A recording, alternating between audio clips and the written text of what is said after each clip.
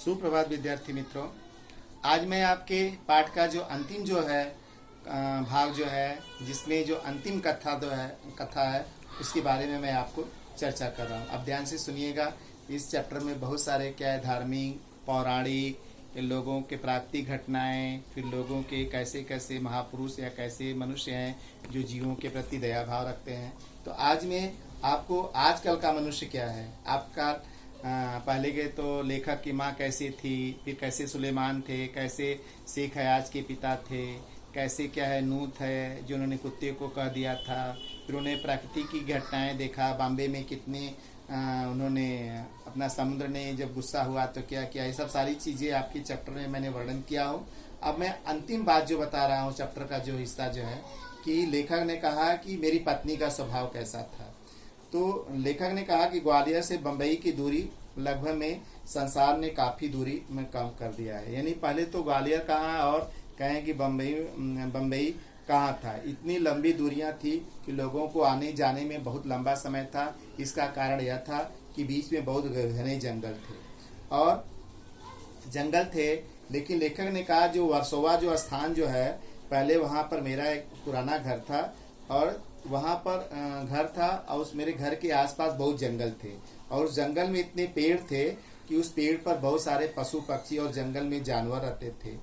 और अब यह क्या है कि जो समुंदर से लगभग में क्या हो गया है, किनारे लंबी लंबी क्या है चौड़ी बस्ती बन गई। इसका मतलब ये है कि जो जंगल जो था वर्सोवा के आसपास, उस जंगल को काट करके आज के जो बिल्डर जो हैं इतने स्वार्थी हो गए हैं और उस समुद्र के किनारे किनारे क्या है अपार्टमेंट बना दिए हैं, बस्ती बना दी है, लोगों को बसा दिए हैं मकान बना करके। अब वो बहुत घनी जो है बस्ती बन गई। अब लेखक ने कहा कि इस जो है समुद्र के किनारे लंबी लंबी चौड़ी बस्ती बन गई। इस बस्ती में के कारण न जाने जितने जो छोटे छोटे जो पशु पक्षी थे, जो जानवर जो थे, अब वो जो रहते थे, अब उनका क्या घर छीन लिया गया, उनका आवास छीन लिया गया। अब बेचारे क्या है कि लोगों के रहने के कारण, शहर बस जाने के कारण, आबादी बस जाने के कारण वे वहाँ से अपना आवास छोड़ करके और वे दूसरे जगह चले गए। अब वो जो दूर जा सकते थे वो जा गए, जो जानवर जहाँ जाकर छिपना था छिप गए, जो कबूतर जो थे दूसरे जगह चले गए, अन्य पक्षी जो दूसरे चले गए। लेकिन और कुछ कबूतर ने कहा कि जो नहीं जा पाए, जो मेरे मकान जो था, जो मेरा फ्लैट था, उसमें क्या है कि मचान बना करके, घोंसला बना करके वे रहने लगे और घोंसला बनाकर रहने लगे। और उसके बच्चे उसमें थे, बहुत छोटे छोटे थे। और बार बार कबूतर क्या करती थी, अपने बच्चों को देखभाल करने के लिए बाहर जाती थी, दाना चुग करके ले आती थी, बच्चों को देती थी, फिर चली जाती थी। फिर यानी उसके नर और मादा यानी दोनों की जिम्मेदारी थी बच्चों को पालन पोषण। जिस तरह से बच्चे आज क्या है कि आपके माता पिता की जिम्मेदारी होती है, पिता बाहर जाकर पैसे कमाते हैं, धन कमाते हैं, वो लाते हैं, तो आपकी माता क्या करती हैं, रसोई करती हैं, कि कपड़े धोती हैं, सारा काम आपको देखभाल करती हैं। इस तरह से आपको पालन में माता पिता दोनों का योगदान होता है। उसी तरह से जो जीव होते हैं, चाहे पशु हैं चाहे पक्षी हैं, वे क्या करते हैं कि माँ का कर्तव्य होता है, माँ के साथ साथ जो है पिता जो होता है वह भी क्या उसका लालन पालन में उसके हिस्सेदारी निभाता है। तो वे क्या है दिन में कई बार आते जाते थे और वह आने जाते आखिर उनका ही घर था, क्योंकि वहाँ पर उन्होंने घोंसला बना दिया था, वहाँ पर नीर बनाया था। लेकिन आने जाने से हमें तो कोई परेशानी नहीं होती थी। लेकिन मेरी पत्नी का स्वभाव थोड़ा अलग था। वे क्या है जब आते पंख फड़फड़ाते, जब किचन में जाते तो छोटी मोटी जो चीज़ें होती थी, कांच की जो होती थी, कप होता था, प्लेट होता था, तसरी होती थी, अचार के जो बरनी जो होती थी, मर्तबान जो होते थे, वह तुरंत क्या है कि उनके बैठने से, आने जाने से, हिलने से, वो पैरों से लगने से, पंखों से उड़ने से, और वह क्या है हल्की फुल्की चीज़ें होती थी, गिरती थी और गिरने के बाद तुरंत क्या है कि वह टूट जाती थी। और जो हमारी जो लाइब्रेरी जो थी, जहाँ मैं अपनी कापी किताब पुस्तकें रखा था, उस लाइब्रेरी में उस अलमारी के पास वो घुस जाते थे और उनमें बहुत सारे मशहूर जो कवियों के लेखकों की किताबें थी, जैसे कबीर की है, मिर्ज़ा गालिब की थी, उन किताबों पर बैठ करके वो गंदगी कर देते थे।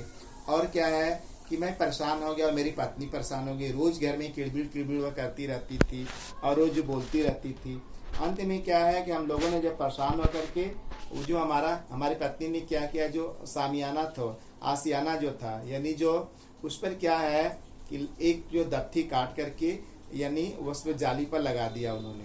अब क्या है, उनके बच्चों को उठा करके एक जगह से घर में से निकाल करके दूसरी जगह रख दिया। अब खिड़की को उन्होंने बंद कर दिया दफ्ती से। अब खिड़की के बंद हो जाने से दोनों कबूतरों को आने जाने का जो था वह बिल्कुल रास्ता बंद हो गया। अब वह नहीं आए तो वह अपने बच्चे को खाने पीने की चीज़ नहीं दे सकते थे, न प्यार कर सकते थे।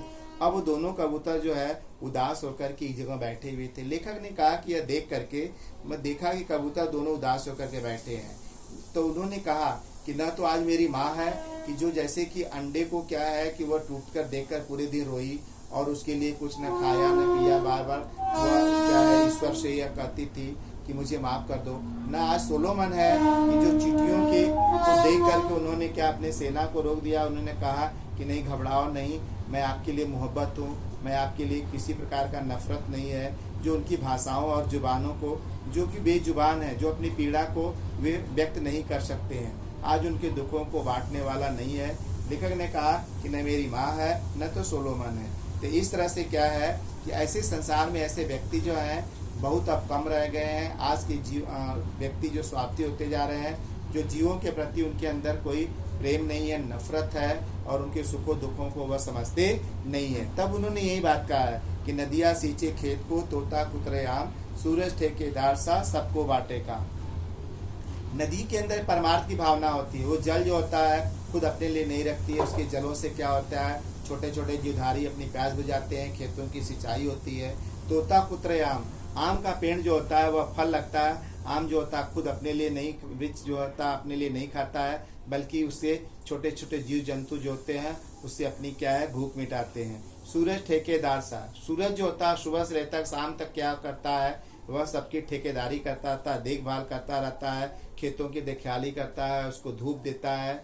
यानी इस तरह से सबको बांटे काम, यानी कि सुबह से लेकर शाम तक जो सुबह होती है उगता है तो सब लोग क्या है उठ आते हैं, वो अपने अपने काम पर चले जाते हैं। शाम होता है सब लोग आराम करने हैं दोपहर। इस तरह से सबको वह कार्य बांटता है। तो कहने की प्रकृति की जो भी घटनाएं जो होती है वह मनुष्यों के लिए होती है, मनुष्यों के लिए लाभकारी होती हैं। लेकिन आज का मनुष्य जो है वह क्या कर रहा है, स्वार्थी होता रहा जा रहा है। उनके प्रति जो है न तो प्रकृति के प्रति प्रेम है और न तो क्या है जीव जंतुओं के प्रति प्रेम है। तो विद्यार्थी मित्रों, इस पाठ से हमको यही सीख लेनी है कि इसमें जो है मनुष्यों के ऊपर यह चीज़ बताया गया है कि हमें स्वार्थी नहीं होना चाहिए, हमें जीवों से प्रेम रखना चाहिए और प्रकृति की घटनाओं जो होने वाली है उसके साथ हमें कभी छेड़छाड़ नहीं करना चाहिए।